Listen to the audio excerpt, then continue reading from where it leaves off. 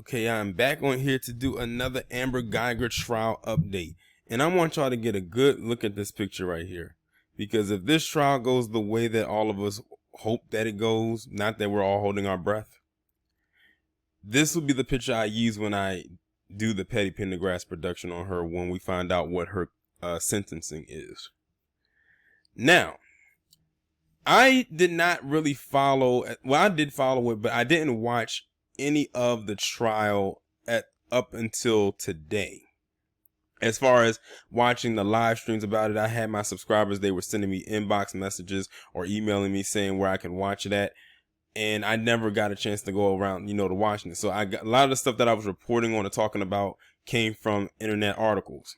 But today in particular, and by the time y'all see this, it'll be Saturday. But today in particular, I did happen to watch the live stream of the trial. And so did many other people. Like when I was looking at the live stream numbers, this thing had almost 30,000 people watching this from around the establishment, probably from overseas as well, depending on who knew about the story. Now, the last update I did about Amber Guyger, it was saying that it was a possibility that she might take the stand. At that time, it was just a might. It wasn't a definite thing that she was going to actually take the stand. Well, that might actually turned into a it did, because Amber Guyger today was pretty much the star person that they put up on the stand, and she was on the stand for a few hours. I'm not sure exactly how long she was on there, but she was being asked questions and everything like that. Her defense team was taking it light on her. Of course, you see in the picture right here, she's doing the whole white woman tears shit that most palm colored women are known to do whenever they are in the hot seat. And we don't fall for those tears. They can drop a whole bucket full of tears and we still won't give a damn, because we know it's not genuine at all. But for me and for other people watching the trial today, the highlight of the trial was definitely the cross-examination portion of the case. Not the case, of the trial from the prosecutor.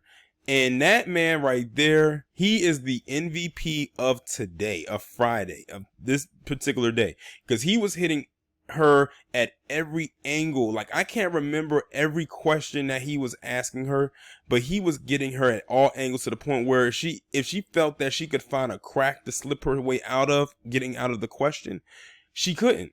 He literally forced her hand every single time he asked her a question. And there were so many times when Amber was on that stand and kept trying to deflect or go around his question or pretend she didn't understand the question.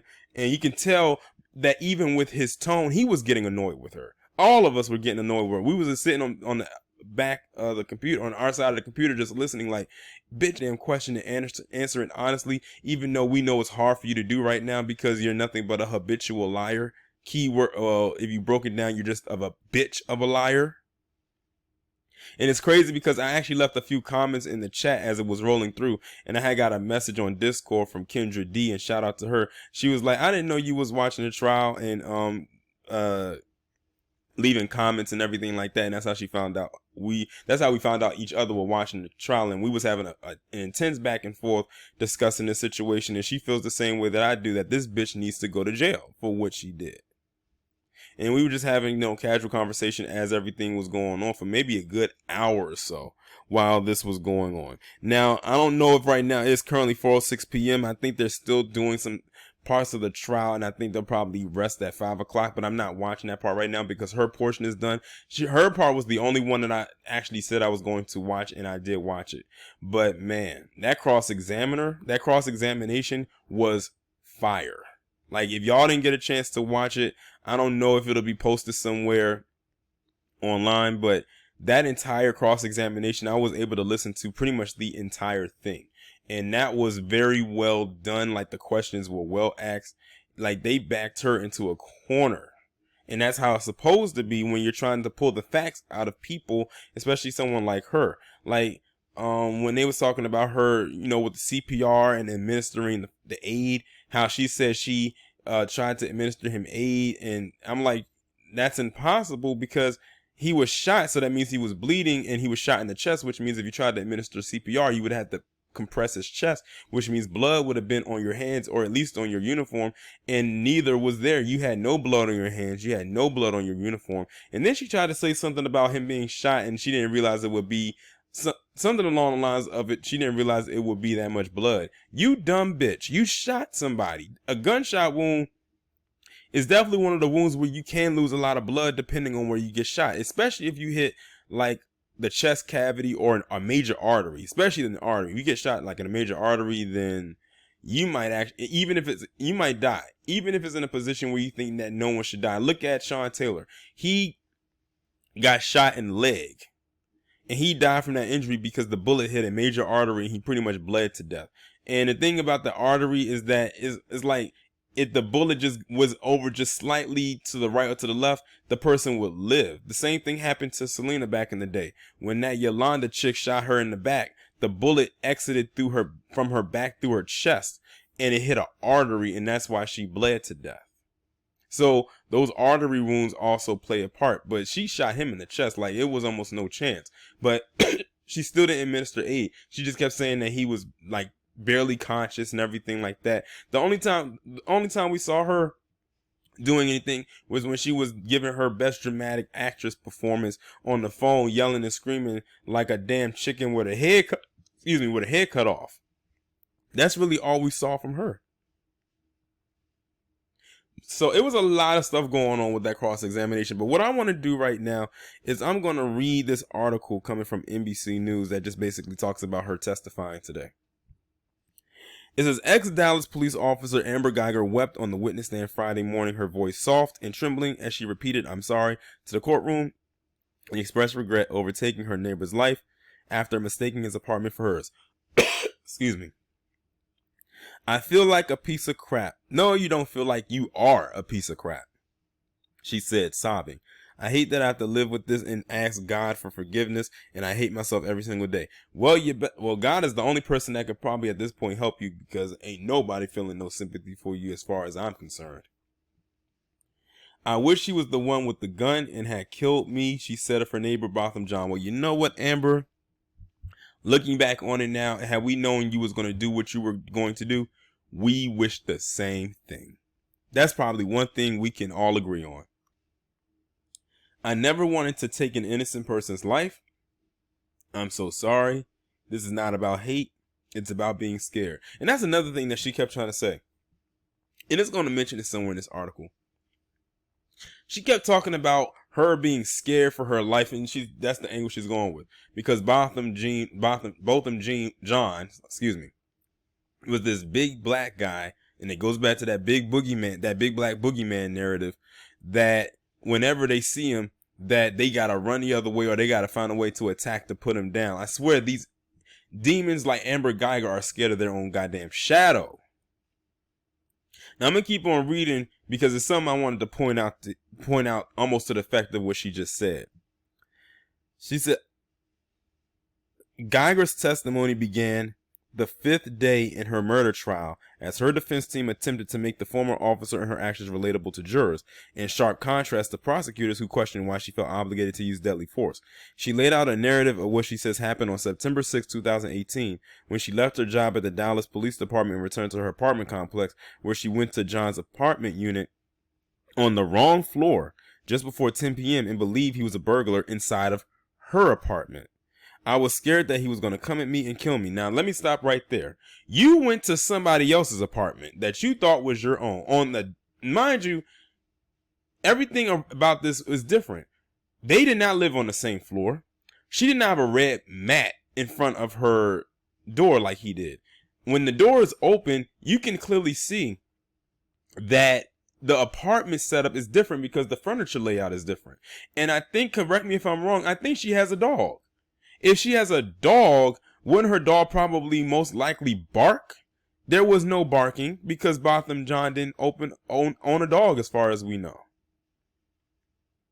She opened that door and could not wait to open fire. She was so hot in the crotch from them pictures and them text messages that she sent her partner that she was fucking. And by the way, is it true that her partner was married? Because I keep hearing that. I'm not sure if it is or if that's not true.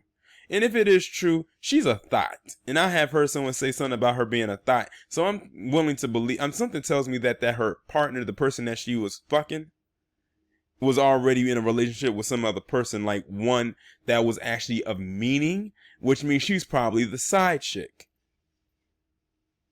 Which makes me wonder, what was she texting when she was in that car when Botham John was being carried off due to her negligence and her idiocy? But of course he's going to come at you if you enter his apartment. You don't live there. And as far as he was concerned, you were the threat. I would come after you too.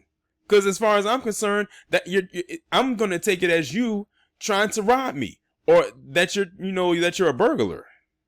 I don't know you. She said Geiger says she was tired after a 13-and-a-half-hour shift and just ready to go home before she arrived at John's unit, drawing her service weapon and fatally shooting him in the chest. She was in uniform but off duty at the time. She became emotional on the stand when defense attorney Toby Shook began questioning her about how she tried to use her electronic key fob to open the door to John's apartment, and had her recreate that moment following a brief break so that Geiger can compose herself. I remember that part. And she started weeping out the white woman tears. And I want to say it was right around this point here that you see in this picture. Geiger says she had her work bag and police vest slung on her left arm and used her right hand to put the key in the lock. The door was already open. I was scared, she said. Your heart rate just skyrockets. And the thing is this. The red rug, I'll say it again, the red rug. This bitch does not have a rug as far as I know in front of her door. And if she does, it's not red. That should have been like the default right there to let you know she was at the wrong apartment. And she was on the wrong floor, because I think she, if I'm not mistaken, lived above him. So how did she not know that was not her apartment? Because the apartments are labeled with the first digit by the floor number. So say hypothetically she lived on the 3rd floor, her number would start with a 3. His would start with a 2. So you mean to tell me that now you can't see colors and you don't know how to read numbers? If anybody believes this bitch's story, I have a bridge in Brooklyn to sell you for free. I don't even know why this is even a trial. Like, the bitch is clearly guilty. And it goes on to read, Geiger says she saw a silhouette figure in the distance near the window, drew her weapon and began shouting, "Let me see your hands, let me see your hands." John, she added, appeared to be coming toward her and yelled, "Hey, hey, hey," in an aggressive voice. That's when she shot him, she said. She only realized she was in the wrong apartment after seeing an ottoman in the middle of the floor and noticed the television was on. That's all. So that's what it took. Not the red rug, not the fact that the apartment door had a different number on it, none of that. It was after you were inside and after he was dead that you realized that you was in the wrong apartment. You ditzy bitch. At the heart of the murder trial is whether Geiger's mistake was reasonable before she opened fire inside of John's apartment. The defense has argued that there was no criminal intent when she shot John, who at the time had been eating ice cream and watching television in his living room when Geiger walked in. On cross-examination, my favorite part of the day, the prosecution attempted to undercut several of the defense's points and show that Geiger could have prevented the chaotic chain of events and failed to effectively help John as he lay dying. Now, one thing that me and Kendra were talking about in the Discord that she pointed out, and I'm glad that she did, the entire time that the cross-examination was occurring, not one time except for maybe early on in the beginning of the cross-examination did the defense object. I think they only objected one time. That's a sign that a defense knows that they cannot undercut what the prosecution was bringing, because it would have been sustained the entire time, which means the prosecution can continue going with their case. Like I said, the defense has a very weak case. And if she happens to walk, it's going to be because of one thing that they mentioned in the trial. And I'm going to keep on reading in this article and see if they mention it. And if they don't, I'm going to talk about it at the end. And that was something else that Kendra also mentioned in our discussion. It says lead prosecutor Jason Hermes and Geiger had two options: go inside her apartment even though she believed there was a threat, or she could have backed out, taken cover, and called for backup. I was doing the option that went through my head. I was at home, Geiger said. You weren't at your home, you bitch. You was at somebody else's place. As far as I'm concerned, you were breaking and entering. Geiger says she tried to give life-saving aid to John, which is really a lie, but she was on the phone with 911 and only had one hand free, and she was preoccupied with figuring out which apartment she was actually in. And the body cam that we saw showed that. We saw that. You can just put the phone on speakerphone, ma'am, Hermes said. I cracked up when he said that, and I was like saying to myself, yep, she could have.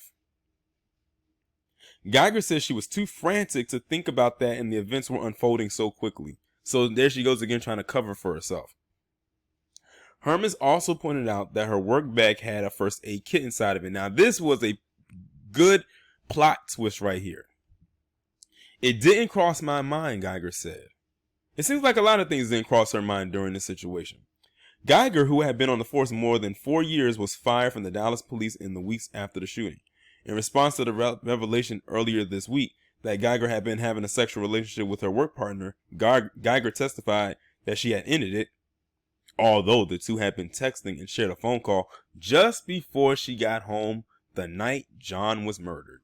Now, one thing they did not mention with the first aid kit or whatever that was in her bag was that, yes, she did have an aid kit in that bag, but guess what? The aid kit wasn't even open, which further proves that she did not administer aid to Botham John.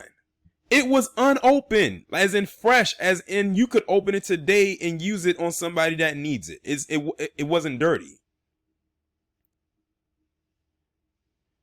She says, I felt it like it was morally wrong, Geiger said about her relationship with Officer Martin Rivera, adding, I knew it wasn't going to go anywhere. She said she was embarrassed by the relationship and didn't want her colleagues to know about it because Rivera, I knew it, is married. So whoever said that she was a MAGA thought in the chat, when someone said that she was a MAGA thought, that's probably where it came from. Later decided to delete the text after the shooting. The pair were partners in the same crime response team. Geiger's plan on the night that John, a 26-year-old accountant, died had become central to the trial. Prosecutors have used text messages she shared with Rivera to make the case that Geiger was not as fatigued as made plans to meet with Rivera on the night she said she mistakenly entered John's apartment when she got home. On Friday, Hermes asked Geiger why 2 days after the shooting, she still sent flirtatious text messages to Rivera and talked about getting drunk. Geiger acknowledged that, but said her remorse for killing John lasted every day. I somehow doubt it. The only thing I think that lasted on her mind every day since this was, hopefully I walk away from this shit. Criminal defendants don't often testify in their own defense, which legal observers say can be a risky tactic if their words undermine the benefit of doubt they are afforded. That's what I was thinking too. I said they took a risk putting her on the stand. And after hearing this cross-examination, I wonder if the defense is regretting that right now. But we'll see. Hermes asked Geiger if when she shot John, did she intend to kill him? She responded, I did. That's probably one of the only honest things she said the entire day.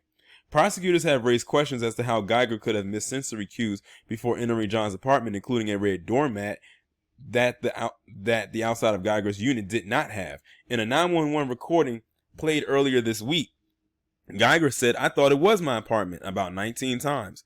Geiger lived on the 3rd floor on the south side Flats complex, 1 floor below John. Okay, so he lived on the 4th floor. So how the hell did you not know you climbed 4 flights of stairs if you took the stairs? Or even if you was in an elevator, you would have known that you had to get off on the 3rd floor and not the 4th. So now you really don't know how to count.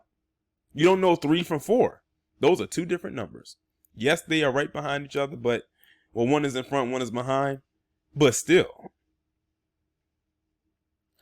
She says she put her key into John's apartment door, but that it pushed open. A Texas Ranger investigator testified this week that the door had a flaw and didn't always fully shut. The jury on Friday heard from Geiger about her upbringing, as if we didn't give a damn. I'm going to skip past all of that. It says John's death has become a flashpoint in Dallas, leading to protests for increased police accountability and reigniting conversations about police use of force and racial bias. Geiger is white and John was black.